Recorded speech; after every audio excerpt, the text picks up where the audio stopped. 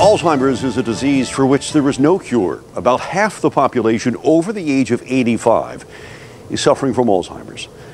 But it's not always just the elderly. In fact, the number of early onset Alzheimer's cases is expected to triple by the year 2050. Tonight, in a special report, my conversation with John and Cindy Bro of Ocean Springs. This young couple was fighting this horrific disease every step of the way.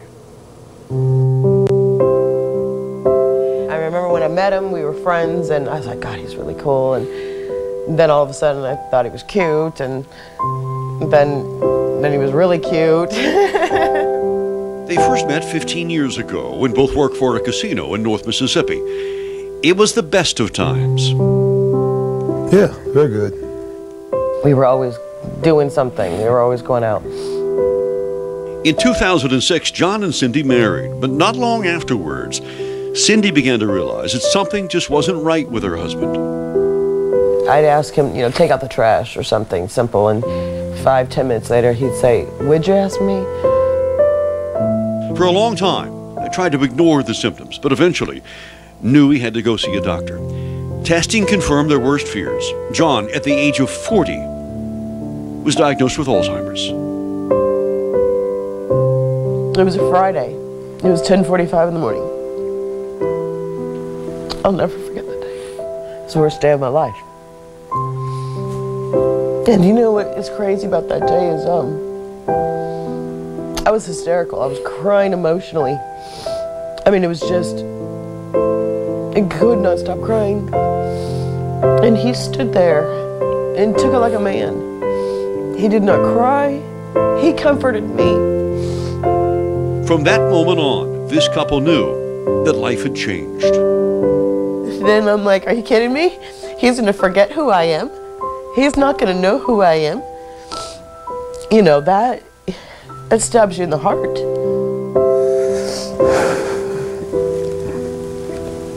I just didn't believe it.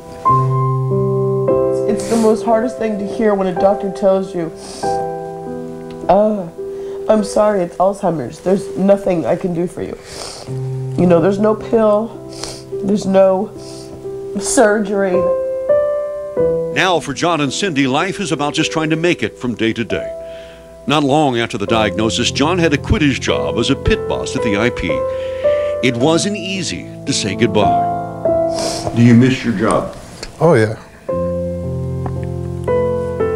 What do you miss about it?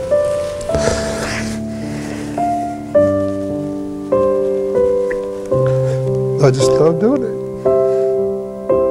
Cindy still works at the IP as a casino host, but balancing work demands with the challenges that Alzheimer's presents is never easy. I can't let him get depressed. Actually, he's never once, ever complained. He's never said, why me? He's never said, anything negative about this disease, which is crazy because he has it and I'm living it, and I spent the first year with his diagnosis being angry. But eventually that anger turned to determination. Determination to fight this horrible disease. This isn't just a story about the ravages of Alzheimer's. It's also about the love between two people, their commitment and dedication to one another. As the marriage vows say, in sickness and in health. He's taught me over the years how to fight, how to be strong, how to stand up for myself, how to have some courage and to face something, and because of him, of what he's taught me over the years, is I think why we're able to fight.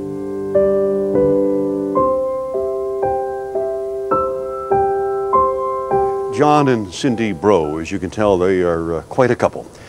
Cindy has tried for the last couple of years to get John into any type of study, but she was turned down repeatedly because he's so young.